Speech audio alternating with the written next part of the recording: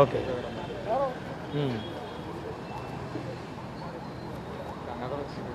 అవును అవును.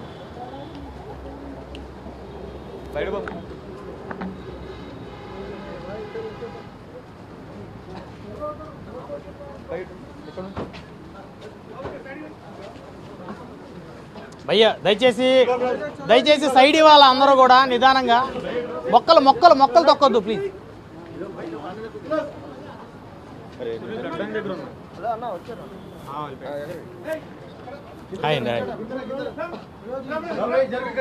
భయ్యా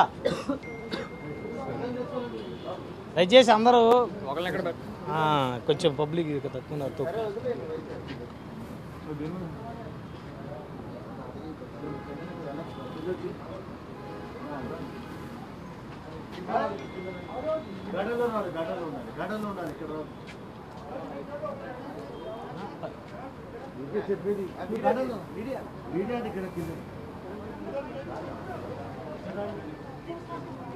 ఏడి కెమెరా మన కెమెరామెన్ ఏడి మన కెమెరామెన్ ఏడి ఎవరికి ఫ్రంట్కి వెళ్ళినట్టు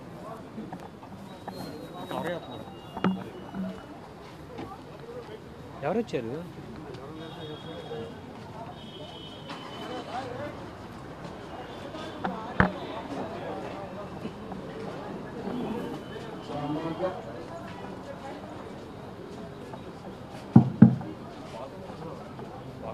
చిరంజీవి గారు వచ్చారా?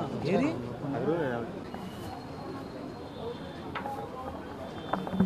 సార్? Welcome sir. రండి సార్. వచ్చేసారు. Okay sir. రండి సార్. Okay sir.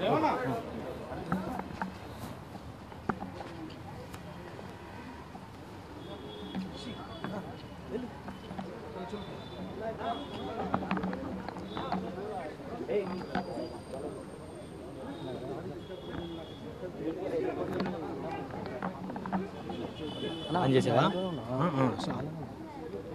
చూడొచ్చు. మనం జెండా వందనం కార్యక్రమం మరి కొద్దిసేపట్లో జరగబోతూ ఉంది. ఇప్పుడే చిరంజీవి బ్లడ్ బ్యాంక్ దగ్గరికి అల్లు అరవింద్ గారితో పాటు అదేవిధంగా చిరంజీవి గారు కూడా ముఖ్య అతిథిగా ప్రైమ్ న్యూస్ ఆధ్వర్యంలో జరుగుతున్నటువంటి మెగా బ్లడ్ డొనేషన్ కార్యక్రమానికి మెగాస్టార్ చిరంజీవి గారు ముఖ్య అతిథిగా హాజరయ్యారు. అదేవిధంగా చిరంజీవి గారు జెండా ఆవిష్కరణ కూడా చేస్తారు. దయచేసి అందరూ కూడా వెనకాలి.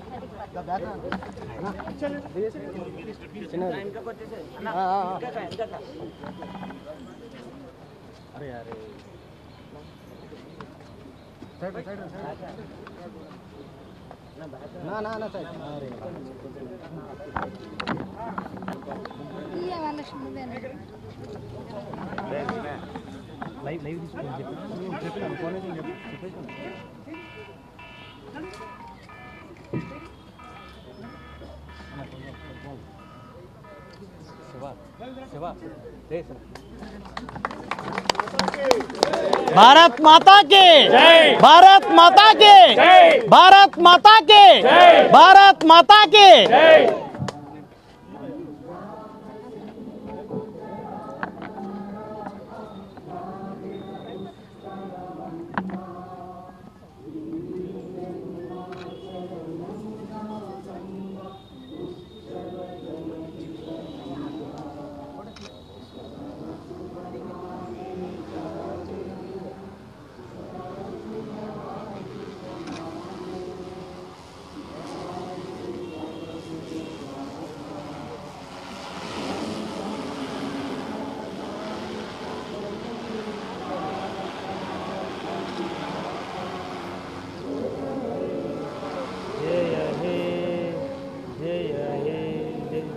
जय जय जय जय हे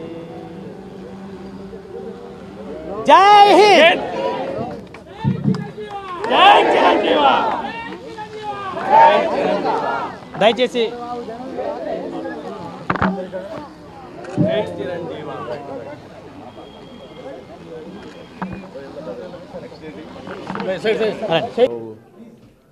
ముఖ్యం ప్రతి ఒక్కరికి యావత్ భారతీయులందరికీ నా హృదయపూర్వక స్వాతంత్ర దినోత్సవ శుభాకాంక్షలు. ముఖ్యంగా ఈరోజు ప్రైమ్ 9 సంస్థకు సంబంధించి వారి యావత్ సిబ్బంది అలాగే వారి సంబంధించినటువంటి ప్రతి ఒక్కళ్ళు, అలాగే లయన్స్ క్లబ్ తోటి వాళ్ళు సంయుక్తంగా ఈ రోజున చిరంజీవి చారిటబుల్ ట్రస్ట్కి వచ్చి వాళ్ళు బ్లడ్ డొనేట్ చేయటం అనేది చాలా అభినందించదగ్గ విషయం. ప్రతి ఒక్కరికి మనస్ఫూర్తిగా నా సంతోషాన్ని, అభినందనల్ని ఈ సందర్భంగా తెలియజేస్తున్నాను. సరిగ్గా 25 సంవత్సరాల క్రితం బ్లడ్ దొరకక చాలామంది ప్రాణాలు కోల్పోతున్నారు అన్న విషయం తెలుసుకున్న నేను ఈ బ్లడ్కు సంబంధించి ప్రతి ఒక్కళ్ళు ముందుకు రండి అంటూ ఒక పిలుపునివ్వడం జరిగింది. దానికి ప్రతిగా నా 50 మంది అభిమానులు తరలి వచ్చి ఈ రోజున చెప్పాలంటే రక్తం దొరకక చనిపోవటం అనేది చాలా చాలా అరుదుగా చూస్తున్నాం. అలాంటి సిచ్యువేషన్ రావడానికి నా అభిమానులు నా పిలుపుకి స్పందించడమే ప్రధానమైన కారణం. ఈ రోజున ఇన్స్పైర్ అయినటువంటి, స్ఫూర్తి పొందినటువంటి ప్రతి ఇండివిజువల్సే కాదు, కొన్ని సంస్థలు కూడా ఈ రోజున ముందుకు వచ్చినాయి. అందులో భాగంగా ఈ రోజున ప్రైమ్ 9 ప్రత్యేకంగా చెప్పాలి, వారికి నా హృదయపూర్వక అభినందనలు మరొకసారి తెలియజేస్తున్నాను. అలాగే నా లయన్స్ క్లబ్ తరపు నుంచి డాక్టర్ కిషోరు, అలాగే లయన్స్ ప్రెసిడెంట్ ఆయన పేరు డి కోటేశ్వరరావు గారు, వారందరిలో అందరూ ముందుకు రావడం అనేది వాళ్ళందరూ ముందుకు రావడం అనేది చాలా చాలా అభినందనీయం. అండ్ మనస్ఫూర్తిగా మరొకసారి నా ధన్యవాదాలు తెలియజేసుకుంటున్నాను. అలాగే నిన్నగాక మొన్న ఫినిక్స్ సంస్థకు సంబంధించి వాళ్ళు దాదాపుగా 600 మంది వాళ్ళు వచ్చి 5 days బ్యాక్ మన చుక్కపల్లి సురేష్ గారు, వారి అబ్బాయి ఆధ్వర్యంలో వాళ్ళందరూ కూడా తరలి వచ్చారు. ఇట్లా ప్రతి ఒక్కరు ముందుకు రావడం అనేది చాలా చాలా శుభ పరిణామం. ఈ సందర్భంగా ప్రతి ఒక్కరికి, ప్రతి రక్తదాతకి నా హృదయపూర్వక అభినందనలు, ధన్యవాదాలు తెలియజేస్తున్నాను. ఇది ఒక మహాపండుగ సార్. అసలు ముందు సీసీటీ స్థాపించాలన్నటువంటి ఆలోచన తట్టిన రోజు మీరు ఫస్ట్ ఎవరితో షేర్ చేశారు సార్? అంటే ఏ పరిస్థితుల్లో మీరు స్టార్ట్ చేయాలన్నటువంటి ఆలోచన వచ్చింది సార్? అంటే ఇది చాలాసార్లు నేను చెప్పడం జరిగింది. ప్రత్యేకించి రక్తం దొరకక యాక్సిడెంట్ అయినటువంటి క్షతగాతులు చనిపోవడం జరిగింది. అలాగే రక్తస్రావంతో గర్భిణీ స్త్రీలు ప్రసవ సమయంలో వాళ్ళు చనిపోవడం జరిగింది. ఇవన్నీ పేపర్లు చూసిన తర్వాత ఇంతమంది మన అభిమానులు ఉండి వాళ్ళకి మనం స్ఫూర్తిగా నిలిస్తే ఖచ్చితంగా వాళ్ళందరికీ మనం గైడెన్స్ ఇవ్వగలిగితే, వాళ్ళందరినీ ఛానలైజ్ చేయగలిగితే ఖచ్చితంగా ఈ రక్తం కొరత ఎంతో కొంత తగ్గించిన వాళ్ళు అవుతామన్న ఆలోచన వచ్చిన తర్వాత నేను నాకు సంబంధించిన నా సంబంధించిన ప్రతి ఒక్కరితో షేర్ చేసుకున్నాను. సో అలా 98లో నేను ఇది ప్రారంభించడం జరిగింది. ఏం సెన్సేషనల్ ఏంటి సార్? సెన్సేషనల్ న్యూస్ అవునా? ఇది only blood bank and I bank. Okay okay, కానీ అందులో ఒకటి మాత్రం ఉండాలి కదా. 78వ అంతే స్వాతంత్ర దినోత్సవ శుభాకాంక్షల సందర్భంగా ఓకే మేము ట్రాఫిక్ లో పడి ఓకే అనగారు వచ్చారు బాగా ముందు. ఓకే వచ్చి వారిని కలిసాం మాట్లాడాం. చెప్పండి.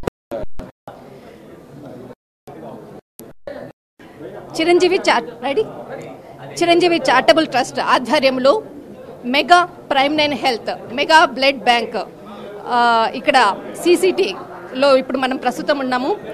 ఇక్కడ మనతో మాట్లాడడానికి ముఖ్యంగా ఇక్కడ చాలామంది, అనేక మంది డాక్టర్లు, తర్వాత అభిమానులు, ఎంతో వందల మంది కూడా వచ్చారు. ఉదయం నుంచి కూడా బ్లడ్ డొనేషన్ చేస్తూ ఉన్నారు. ఇప్పుడు మనతో మాట్లాడడానికి పృథ్వీరాజ్ గారు, 30 years ఇండస్ట్రీ పృథ్వీరాజ్ గారు ఇప్పుడు మనతో ఉన్నారు. సార్, మీరు ఇక్కడ ఈరోజు బ్లడ్ బ్యాంక్ రావడము అంటే ఇక్కడ ఈ 70 స్వతంత్ర మీరు ఒక 10 నిమిషాలు ఇప్పుడు మెగాస్టార్ చిరంజీవి గారితో కూడా ఇప్పుడే మీట్ అయ్యారు.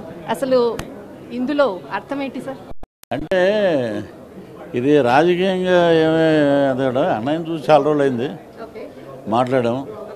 మాట్లాడి ఇలాగే నేను ఒక తమిళ సినిమాలో మెయిన్ విలన్ చేస్తున్నానండి విక్రమ్ గారి దాంట్లో. అంటే వెరీ గుడ్ ఉన్నారు. వి విల్ ట్రావెల్ షార్ట్లీ అన్నారు. అది ఓన్లీ సినిమానేనా లేకపోతే పొలిటికల్? ఇక్కడ పొలిటికల్ లేవండి. పొలిటికల్ అయిపోయింది, గోల అయిపోయింది. ఇక్కడ ఆయన్ని ప్లెజెంట్గా కలవాలి, ఆయనతోటి మాట్లాడాలి, అంతే. చాలా రోజుల తర్వాత మీట్ అయ్యారా? చాలా రోజుల తర్వాత అంటే ఆయన పద్మవిభూషణ్ వచ్చినప్పుడు ఇంటి దగ్గర కలిసాం. దాని తర్వాత ఇదే అకేషన్. నెక్స్ట్ అంటే పొలిటికల్గా ఇక్కడ మీరు మాట్లాడరాదు అంటున్నారు కాబట్టి మాకు ఇక్కడే లాక్ చేసేసారు. ఈరోజు చాలా ముఖ్యమైనటువంటి రోజు. అంటే పవన్ కళ్యాణ్ గారు ఉప ముఖ్యమంత్రిగా ఈరోజు జెండా ఎగరేసేటువంటి ఒక సిచ్యువేషన్, ఒక పెద్ద పండుగ. పవన్ అభిమానులు కానీ, తర్వాత చిరంజీవి అభిమానులు కానీ అందరూ కూడా బయట అంతా కూడా వాళ్ళ యొక్క సౌండ్స్ వింటూ ఉన్నాం. దీని గురించి మీరేమంటారు సార్? ఇది చరిత్రలో ఒక సువర్ణాధ్యాయం అండి. ఎందుకంటే ఒక డిప్యూటీ సీఎంగా ఆయన్ని గుండెల్లో పెట్టుకున్నారు ప్రజలు. అలాగే స్వాతంత్ర దినోత్సవం 78వ స్వాతంత్ర దినోత్సవం ఆయన వీలుంటే ఢిల్లీ కూడా వెళ్ళేవారు. ఇక్కడ ప్రజా సమస్యలు చేయాల్సిన రోజుకి 18 గంటలు పనిచేస్తున్నారు ఆయన సెక్రటేరియట్లో. మేము స్వయంగా చూసాం, ఖాళీ లేదు ఆయనకి.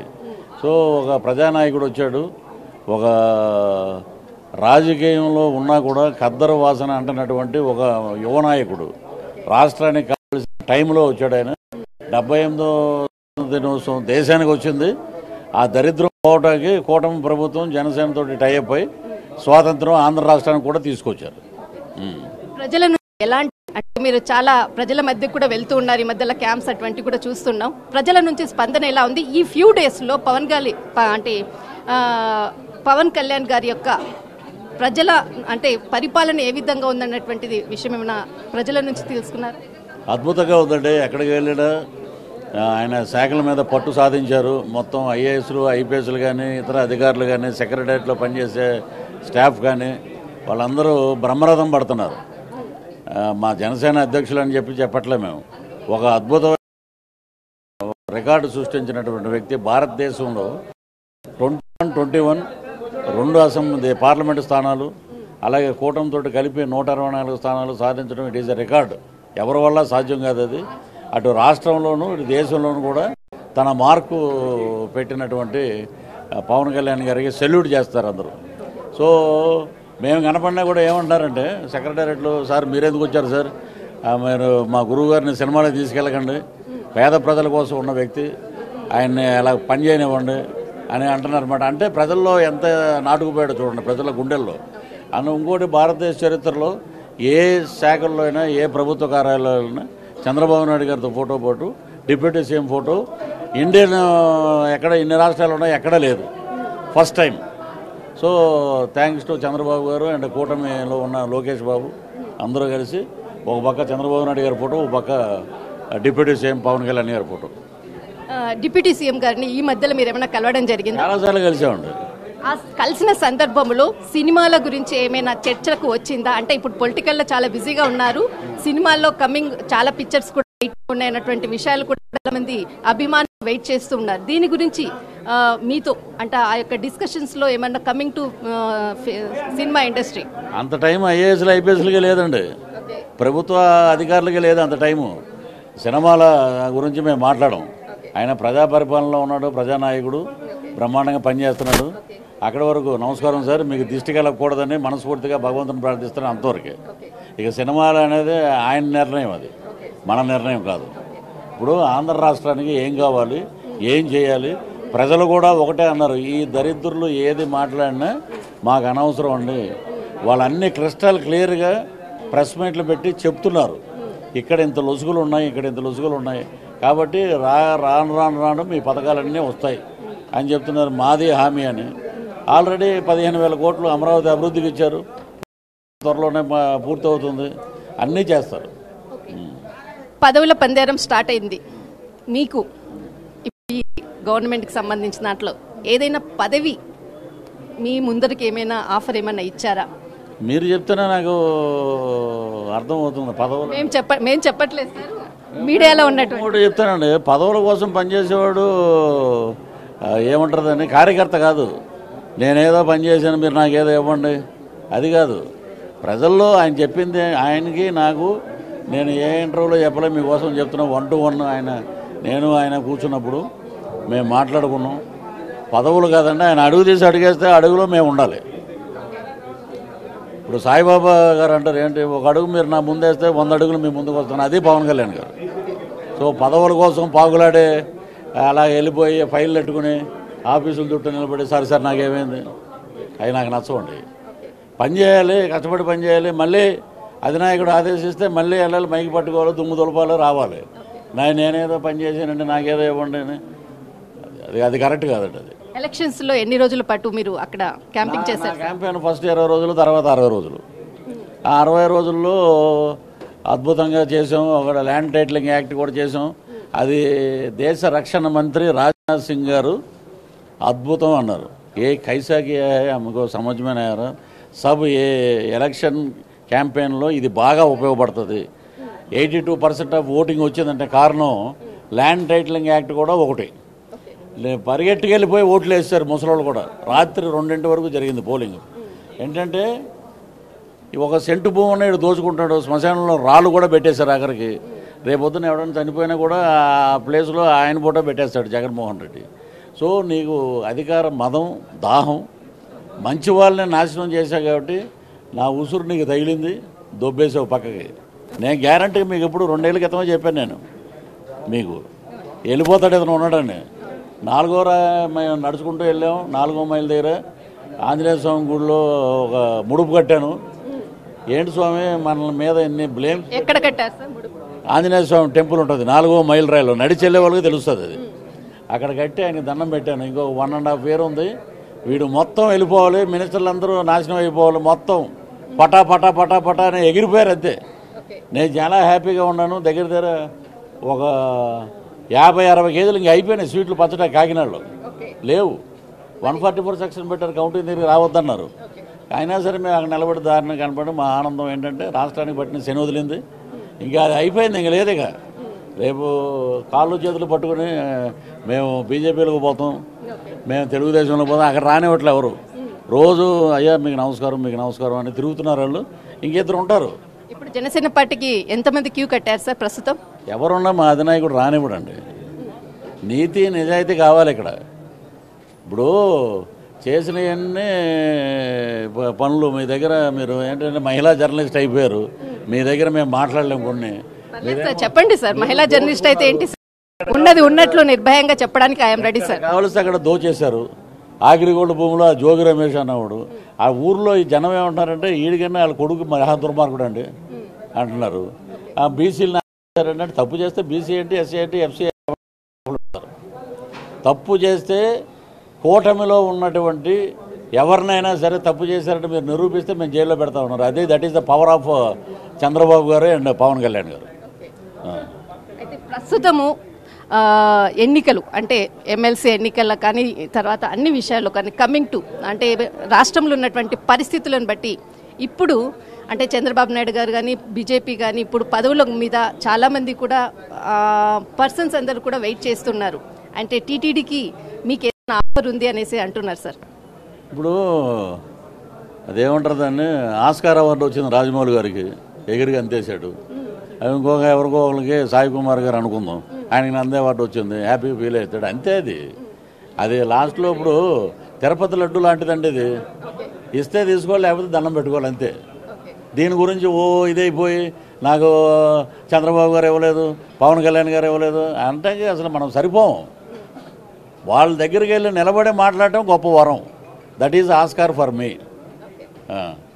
మనం ఏం చేసామన్నది ప్రజలకు తెలుసు, మనకి ఏం చేయాలనేది ఆశీర్వాదం వాళ్ళకి తెలుసు. ఇంతకుముందు దువ్వాడ చాలా ఎన్నికల ముందు చాలా అంటే ఒకటే వాళ్ళ పర్సనల్ విషయాలు మనం మాట్లాడడం. ప్రతి ఒక్కడు ఆడెవడో పెట్టాడు పొద్దున్న దువ్వాడ దువ్వేనా అనేది, అవన్నీ వేస్ట్ అండి. కుటుంబ వ్యవహారాలు వాడు దానికి ఒకాడు ఇటు దీనికి ఒకాడు పొద్దున్న లేస్తే మన సోషల్ మీడియాలో అయిపోయాయి అనేది కర్మసిద్ధాన్ని బాగా పక్కనే నడుస్తుంది. నువ్వు ఏదైనా చేస్తే ఒకటి ఉంటుంది, ఆ రేపులో ఈ రేపు. అది థ్యాంక్ యూ సో మచ్. పదవులు ముఖ్యం కాదు, ఏ పదవి ఇచ్చినా కానీ పవన్ కళ్యాణ్ గారు ఆయన దగ్గర నిలబడి ఆ 2 నిమిషాలు మాట్లాడితే అదే మాకు పెద్ద వరం, పదవులు ముఖ్యం కాదు అంటూ పృథ్వీరాజ్ గారు తెలియజేయడం జరిగింది. కళ, ప్రైమ్ 9 హైదరాబాద్. కెమెరామెన్ మధుతో.